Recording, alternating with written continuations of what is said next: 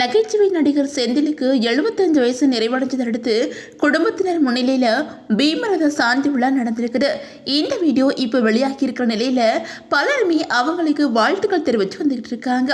அந்த வகையில் நடிகர் செந்தில் ராமமூர்த்தி மற்றும் திருக்கமல் தம்பதியினருக்கு 3வது மகனா 1951 பிறந்திருக்காங்க. தன்னோட 12வது வயசுல வீட்டை விட்டு வெளியில வந்த செந்தில் எண்ணெயாற்ற வேலையிலையும் மதுபான கடையிலையும் வெயிட்டரா வேலை பண்ணி வந்திருக்காங்க.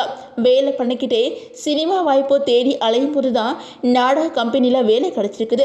இதையடுத்து ஒரு கோவில் இரு தீபம் அப்படிங்கிற படத்துல சின்ன ரோல் நடிச்சு தன்னோட நடிப்பு பயணத்தை தொடங்கியிருந்தாங்க. அதுக்கப்புறம் பல படங்கள்ல சின்ன சின்ன வேடத்துல நடிச்சு வந்த செந்திலுக்கு வைதேகி காத்திருந்தால் படத்துல கவுண்டமணி கூட சேர்ந்து நடிக்கிற வாய்ப்பு கிடைச்சிச்சு. அந்த படத்தோட வெற்றிக்கு அப்புறம் எங்க திரும்பினாலும் கவுண்டமணி செந்தில் காமெடி தான் பேசப்பட்டுச்சு. 2 பேரும் சேர்ந்து கிட்டத்தட்ட 100க்கும் மேற்பட்ட படம் சேர்ந்து நடிச்சிருக்காங்க.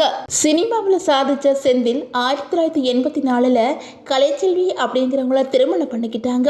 இவங்களுக்கு மணிகண்ட பிரபு, ஹேமச்சந்திர பிரபு அப்படின்னு சொல்லிட்டு 2 மகன்கள் இருக்கிறாங்க. இதுல மூத்த மகன் மணிகண்டன் பிரபு பல் மருத்துவரா இருக்கிறாங்க. இவங்க செந்தில் கூட சேர்ந்து தடை அரை உடை அப்படிங்கிற படம் நடிச்சிருக்காங்க. 2வது மகன் ஹேமச்சந்திர பிரபு அகத்தியா அப்படிங்கிற படத்தை இயக்கி இருக்காங்க. இந்த நிலையில நடிகர் செந்திலுக்கு 75 வயசு நிறைவடைஞ்சதை அடுத்து உலக புகழ்பெற்ற அமிர்த கடேஸ்வரர் உடனாகி அபிராமி அம்மன் கோவில்ல பீமரத சாந்தி விழாவை குடும்பத்தினர் முன்னிலையில கோலாகலமா நடத்தியிருக்காங்க. அதுல நடிகர் செந்தில் தன்னோட மனைவிக்கு கழுத்துல மாலை போட்டு சில சடங்குகளும் பண்ணியிருக்காங்க.